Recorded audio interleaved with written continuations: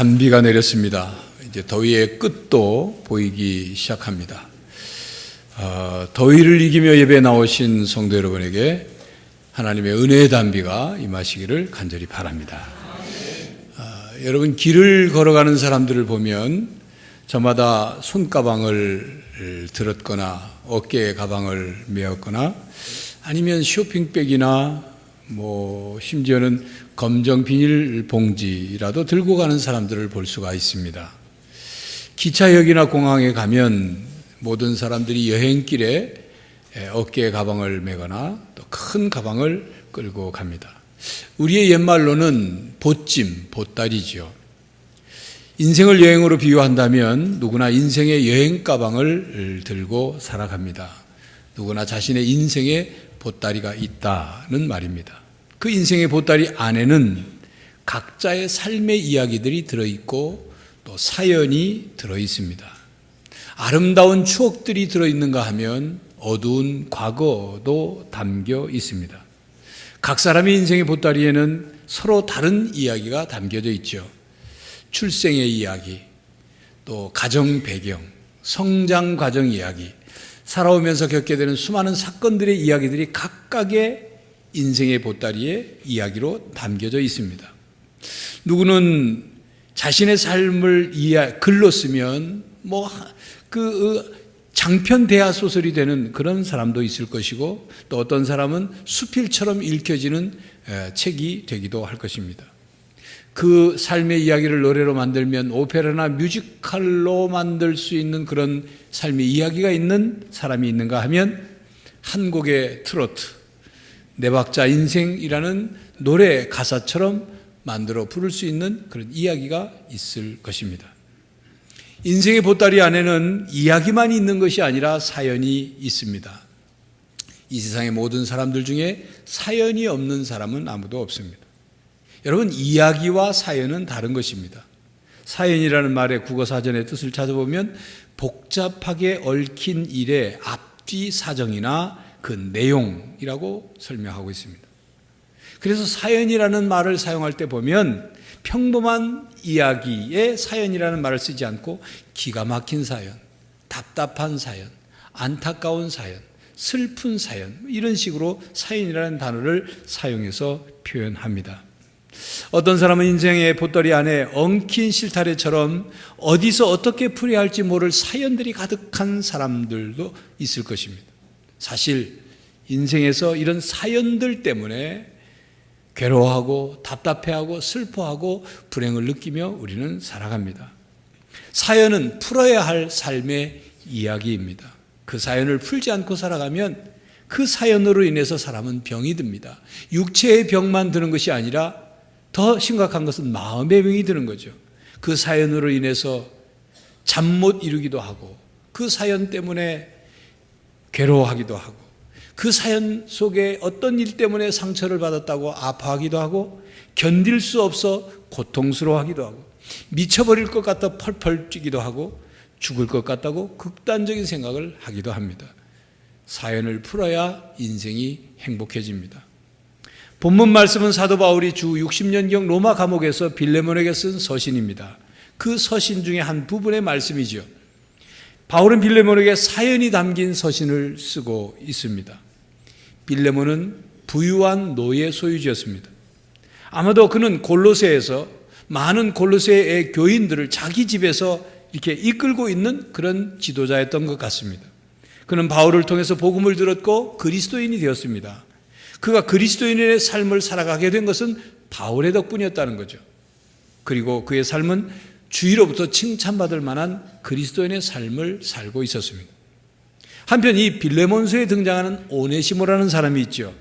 이 오네시모는 빌레몬 집의 노예였습니다. 오네시모는 빌레몬의 집에서 도망쳤습니다. 정확하게는 알 수 없지만 아마도 빌레몬에게서 많은 돈을 훔쳐서 달아난 것 같습니다. 그는 감옥에서 바울을 만나 복음을 들었고 그리고 그리스도의 제자가 되었습니다. 이제 새로 그리스도인이 된 이 오네시모를 골로새, 빌레몬이 있는 그 골로새로 돌려보내려고 합니다. 바울은 오네시모를 위해서 이 편지를 썼고, 그리고 빌레몬에게 빌레몬과 사연이 있는 이 오네시모라는 이 젊은이를 부탁하고 있는 거죠. 바울은 빌레몬에게 빌레몬의 인생의 보따리에 그리고 오네시모의 인생의 보따리에 풀지 않는 사연이 남아있지 않도록 권면하고 있습니다. 오늘 본문 말씀 20절 21절 오 형제여 나로 주 안에서 너로 말미암아 기쁨을 얻게 하고 내 마음이 그리스도 안에서 평안하게 하라. 나는 내가 순종할 것을 확신함으로 내게 썼노니 내가 말한 것보다 더 행할 줄을 아노라 라고 빌레몬이 바울의 권면에 순종할 것을 확신하고 있습니다. 여러분, 성경은 하나님의 감동으로 기록되었습니다. 하나님께서 성령을 통하여 하나님의 사람에게 영감을 주셔서 기록된 하나님의 이야기죠. 그리고 사람의 이야기입니다. 성경에는 하나님의 이야기 속에 사람의 이야기가 담겨 있습니다. 하나님께서 행하신 위대한 행위에 대해 사람이 어떻게 반응했느냐를 기록한 이야기책입니다. 성경에는 많은 사연들이 나옵니다. 성경은 성경에 등장하는 인물들의 사연을 기록한 책입니다. 오늘 본문 말씀도 이와 같습니다. 그들의 인생 속에 어떤 사연이 일어났는지, 삶의 사연 속에 하나님께서 개입하셔서 그 사연을 어떻게 풀어갔는지, 그리고 하나님께서 함께 하셔서 어떻게 사연을 풀어 놀라운 하나님의 이야기가 되고 믿음의 이야기로 바뀌게 되었는지를 말씀하고 있습니다. 성경에는 이 세상의 그 어떤 사람의 삶의 사연보다 더 크고 중요하고 엄청난 사연이 나옵니다. 그 누구와의 사연과도 비교할 수 없는 사연이 나오죠. 바로 하나님의 사연입니다. 십자가에서 죽은 아들의 이야기입니다. 하나밖에 없는 아들을 십자가에서 죽게 해야만 했던 하나님의 사연이 담겨 있습니다. 인간을 사랑하사 이 세상을 사랑하사 독생자를 주셨고 그 독생자가 인간의 죄를 대신 짊어지고 죽어야만 했던 사연이죠. 그러나 그렇게 죽고 끝났다면 풀리지 않은 사연으로 끝났을 것입니다. 그렇게 죽고 아무것도 이루지 못했다면 그냥 해프닝으로 끝났을 것입니다. 그렇지만 십자가의 죽음으로 끝나지 않고 죽음의 권세를 이기고 부활의 승리를 하셨기 때문에 하나님의 사연은 하나님의 사랑 이야기가 되었습니다. 놀라운 은혜의 복음이 되었습니다. 단순한 이야기가 아니라 위대한 메시지가 되었습니다. 그래서 이 사랑의 이야기를 믿음으로 받아들이고 위대한 메시지인 하나님의 말씀에 순종하는 사람들의 삶을 변화시켰습니다. 이 사랑의 이야기, 이 은혜의 메시지, 이 복음은 이 세상의 모든 사람들의 사연을 풀어줄 수 있는 이야기고, 그리고 모든 사람의 사연이 하나님의 이야기로 바뀔 수 있게 되었습니다. 우리의 삶에 있어서 중요한 것은 우리가 하나님을 믿음으로 우리의 삶의 이야기를 하나님의 이야기로 만들며 살아가고 있느냐 하는 것이죠. 우리의 삶의 이야기가 나만의 삶의 이야기가 아니라 하나님과 함께한 이야기인가? 우리의 삶의 이야기가 하나님께서 우리의 삶에 개입하신 그런 역사하신 삶의 이야기인가? 우리의 인생의 사건 속에 하나님께로부터 받은 은혜가 담겨져 있는 이야기인가? 하나님께서 행하신 손길이 있는가? 그래서 하나님을 찬양하고 하나님께 감사하며 하는 신앙의 간증이 우리의 삶의 이야기 속에 있는가? 그래서 인생의 보따리를 풀었을 때 상처나고 엉키고 뒤죽박죽된 사연만 쏟아져 나오는 것이 아니라 하나님의 이야기가 우리의 인생의 보따리에서 나오느냐 하는 것입니다. 요셉은 자신의 고통스럽고 억울한 삶의 사연들을 꺼내서 사람들에게 한풀이하지 않았습니다. 하나님과 대화하면서 하나님께 기도하면서 하나님과 함께하면서 풀지 못한 사연을 풀어갔습니다. 그래서 하나님의 이야기 속에 요셉은 하나님의 사람으로 기록이 되었고 요셉의 인생의 이야기가 하나님의 이야기가 되어 성경 말씀이 되었습니다. 다윗도 자신의 고통스러운 삶의 사연들을 꺼내서 사람들에게 한풀이하지 않았습니다. 그는 수많은 기도시를 써서 하나님께 토로하였고 하나님께 울부짖었고 하나님께 탄식했습니다. 그래서 하나님의 이야기 속에 다윗은 하나님의 사람으로 기록되었고 다윗의 인생 이야기가 하나님의 이야기가 되었습니다. 신약의 베드로를 포함한 사도들의 행적에도 그리고 사도 바울과 그 동역자들의 인생의 보따리에도 수많은 사연들이 있었지요. 그러나 그들은 성령 하나님을 통해서 자신의 고난과 자신의 시련과 그 사연 덩어리를 하나님의 이야기로 바꿔 썼던 것입니다. 수많은 성경의 인물들이 바로 그렇게 살았던 거죠. 히브리서 11장에 나오는 믿음의 명예의 전당에 나오는 인물들이 바로 그런 삶을 살지 않았습니까? 오네시모가 자기의 그 사연을 풀지 않으면 오네시모는 평생 도망자요, 범죄자요, 그리고 노예일 뿐인 것입니다. 오네시모의 삶은 바울을 만나 예수 그리스도를 주로 믿고 고백하고 회개했고 변화했고 그리고 바른 선택을 통하여 새로운 삶의 이야기를 써 나가게 되었습니다. 그러나 그가 변화되었다고 과거의 책임과 관계가 없는 것이 아닙니다. 바울과 오네시모는 아마도 많은 이야기를 했을 것입니다. 그 당시 노예의 신분인 오네시모가 사회적인 역할과 책임을 어떻게 감당해야 하는지, 그리스도인으로서 어떻게 감당해야 되는지를 얘기했을 것입니다. 오네시모가 다시 도망쳐 나온 주인에게 돌아가는 일, 쉬운 일이 아니었습니다. 그러나 그 의무를 감당하려 한 거죠. 현실을 직면한 것입니다. 오네시모의 바로 믿음은 기꺼이 주인에게 돌아가서 자신을 용서받고 그리고 그리스도인의 책임을 감당하는 것, 그래서 자신의 어두운 과거의 사연을 푸는 것, 그것으로 결단한 것입니다. 그는 자신의 어둡고 엉킨 사연을 풀고자 결단하였습니다. 빌레몬이 오네시모와 얽힌 사연을 풀지 않으면 빌레몬은 하나님의 은혜를 받은 사람으로서 용서하지 못한 사람으로 남게 될 것입니다. 그러므로 바울은 오네시모와 빌레몬 사이에서 은혜로 사연을 풀라고 권면을 합니다. 십자가의 복음으로 사연을 풀라고 권면합니다. 그렇습니다. 하나님의 은혜만이 사연을 풀 수 있습니다. 우리가 하나님께로부터 받은 십자가의 은혜 안에서만이 우리 인생에 풀지 못한 사연을 풀 수 있습니다. 나의 상한 감정만으로는 그 사연을 풀 수 없습니다. 나의 차가운 이성으로는 엉킨 그 사연을 풀 수가 없습니다. 나의 자기 중심적인 좁은 마음으로는 그 사연을 풀 수 없는 것입니다. 엉키고 상처나고 손상된 사연들을 풀 수 없습니다.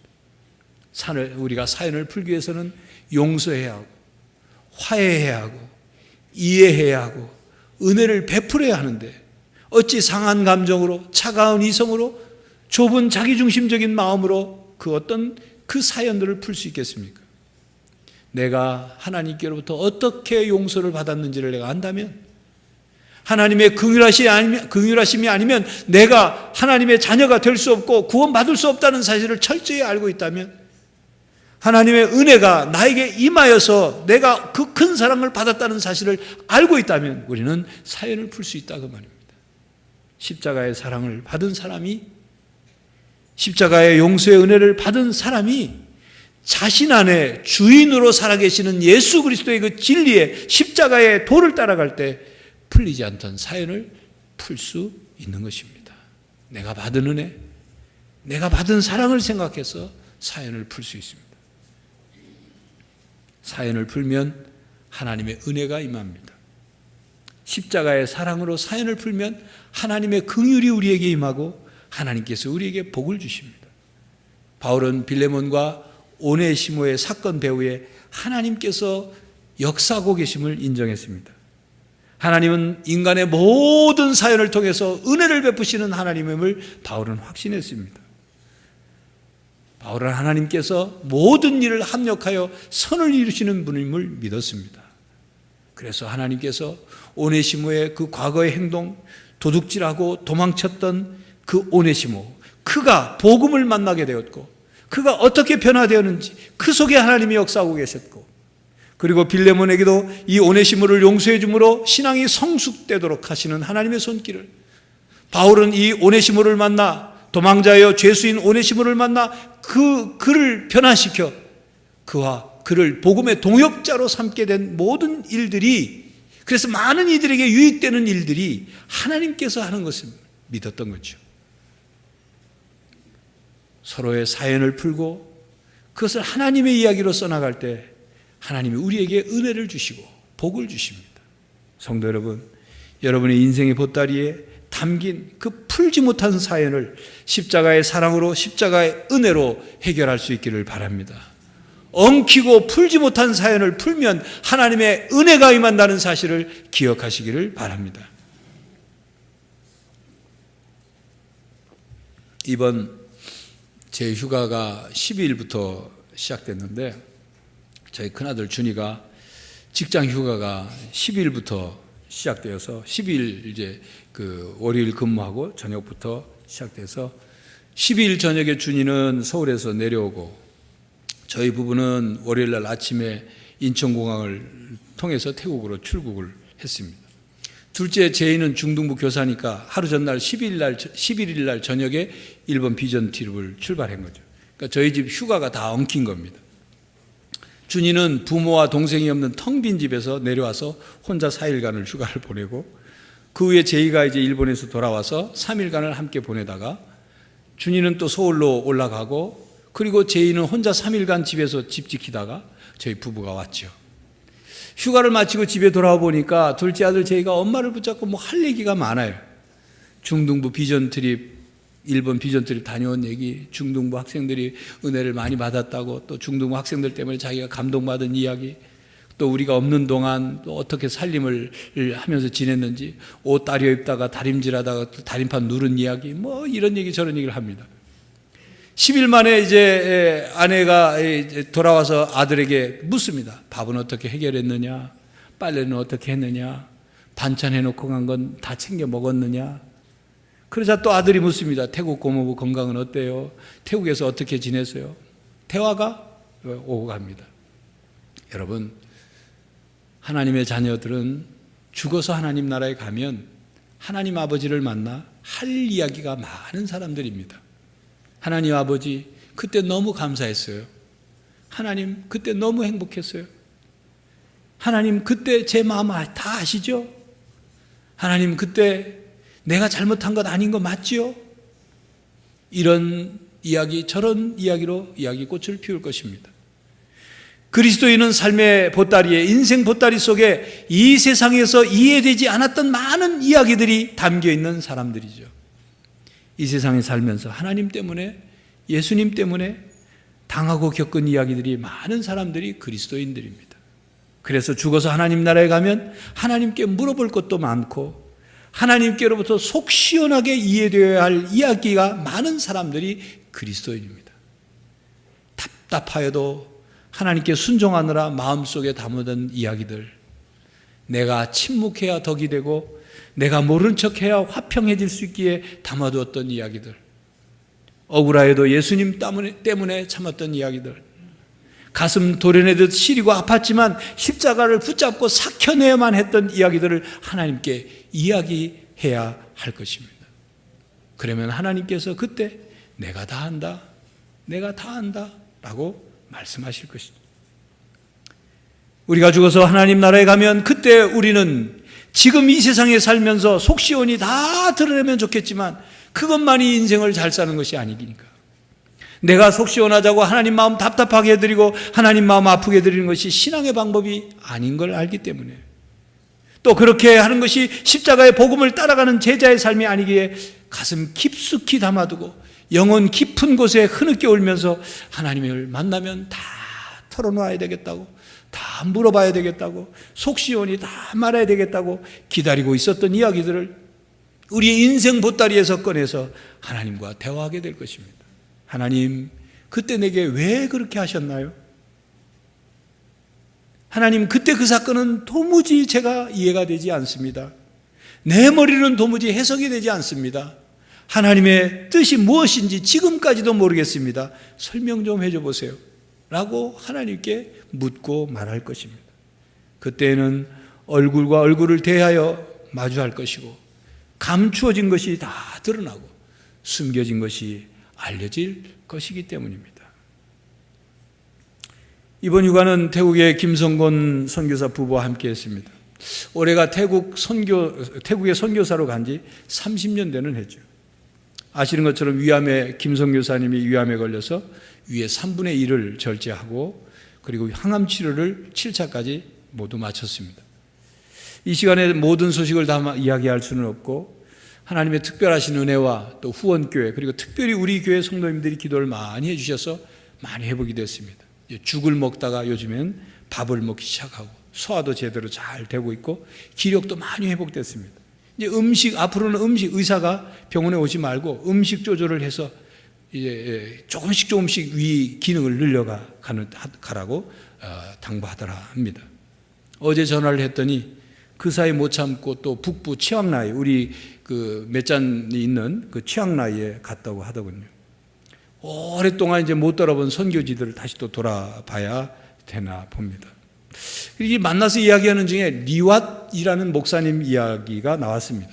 태국 복음주의연맹 선교 총무인 리왓 목사님이 이제 김 선교사님이 소속되어 있는 태국 법인 복음 세계 선교회와 함께 사역을 20년 동안 했다고 합니다. 리완 목사님과 함께 이제 김 선교사님이 함께 북부 산족들을 찾아가서 복음을 전했는데, 이 리완 목사님은 태국 그 사람들과 이렇게 만나서 대화를 5분 정도 하면 그 사이에 복음을 전하고 예수님을 믿게 하는 특별한 은사가 있는 분이래요. 그 결과 그 김 선교사님과 함께 사역한 결과 지금 이제 김 선교사님 그 복음 세계 선교에서 50여 곳의 교회를 지금 개척했고, 금년 안으로는 이제 교회가 건축되는 곳이 38개가 된다고 합니다. 그 38개의 교회 건축된 교회 중에 우리 교회, 그 맷잔에 있는 양정 사랑의 교회가 그 중에 하나죠. 25년 전, 그러니까 김성규 사님이 태국에 온 지 한 5년쯤 됐을 때 리완 목사님과 함께 리완 목사님의 손에 이끌려서 어딘지도 제대로 알지 못하는 그 북서부 어느 산골 어느 한 부족을 찾아갔다는 거죠. 밤중에 찾아가서 밤중에 마을 주민들을 모아놓고 복음을 전했어요.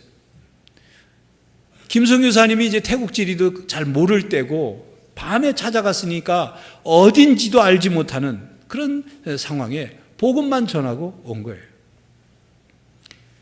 그런데 지난해 김성규 사님이 북서부 지역에 이제 계속 복음을 전하러 다니면서 차가 들어갈 수 없는 그런 곳인지 차를 세워놓고 숲속에다 세워놓고 9km를 걸어 들어가서 이제 마을에 도착했습니다.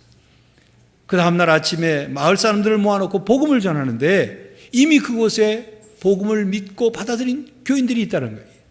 그런데 그 중에 한 할아버지가 김성규 사님을 알아보더라고요. 25년 전에 태국 사람하고 저 사람이 와서 우리에게 복음을 전했다. 그때 복음을 받아들인 사람들이 16가정이 계속 자기들끼리 모여서 신앙생활을 한 거예요.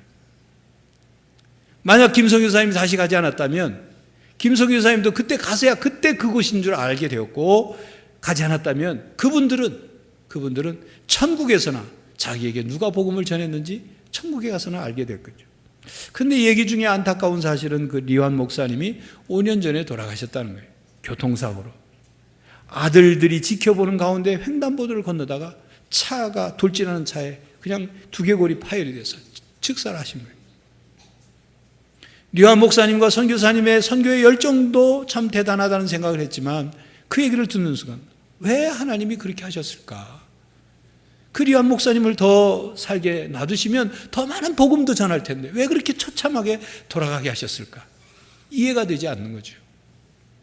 아마 이 이야기도 천국에 가서 하나님께 물어봐야 할 이야기일 것입니다.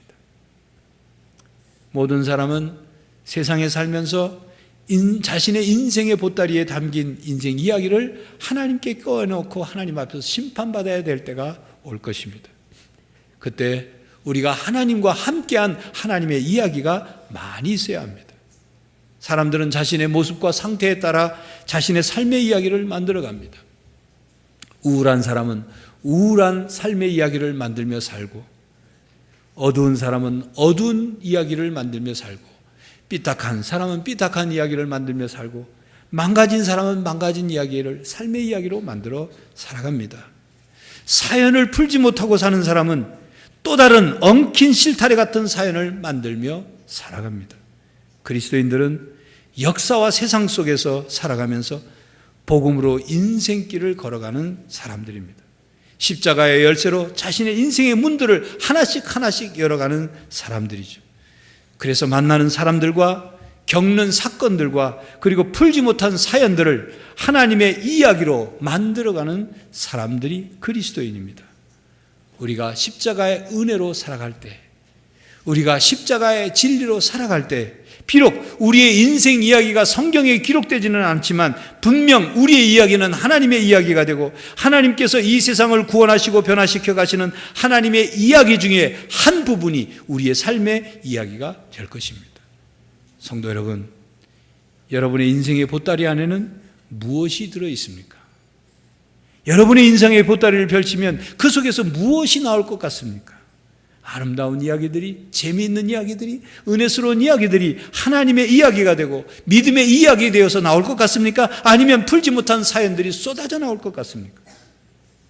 신앙인이라면, 그리스도인이라면 자기 자신에게 이 질문을 해야 합니다. 나는 왜 신앙생활을 하고 있을까? 나는 왜 예수를 믿고 있을까? 나는 하나님을 믿음으로 내 삶의 사연을 어떻게 바꾸며 살고 있을까? 나는 어떤 나의 인생 이야기를 만들어지기를 바라면서 살고 있을까? 성도 여러분, 여러분의 인생의 보따리를 풀어야 할 때가 있습니다. 그때가 이 땅의 삶을 살다가 어느 순간이든지 아니면 천국에서든지 인생의 보따리를 풀었을 때 허접한 이야기들과 풀지 못한 사연들이 쏟아져 나오는 것이 아니라 예수님 때문에, 십자가의 사랑과 은혜 때문에 용서하고 화해하고 이해하고 은혜를 베풀어서 여러분의 인생의 보따리에 하나님의 이야기가 가득하시기를 간절히 바랍니다. 기도하겠습니다. 하나님, 우리는 오늘도 한 걸음씩 인생의 걸음을 살아갑니다. 사람들을 만나고 사건을 겪고 많은 일들을 겪으며 우리의 삶의 인생의 이야기를 써내려 갑니다. 그러나 그 인생의 보따리 안에 우리의 풀지 못한 사연들, 어두운 과거들이 가득 쌓이지 않게 하시고 주님의 사랑과 은혜로 그 사연들을 바꾸어 믿음의 이야기로, 하나님의 이야기로 만들어가게 하여 주시옵소서. 주님, 저희들의 삶 속에 엉키고 설킨 그런 일들이 주의 은혜로 풀려짐으로 말미암아 우리가 이 땅에서도 주님께서 주시는 은혜와 복을 누리며 살 뿐만 아니라 천국에 가서 하나님과 아름다운 이야기 꽃을 피울 수 있도록 저희들의 삶을 인도하여 주시옵소서. 예수 그리스도의 이름으로 기도하옵나이다. 아멘.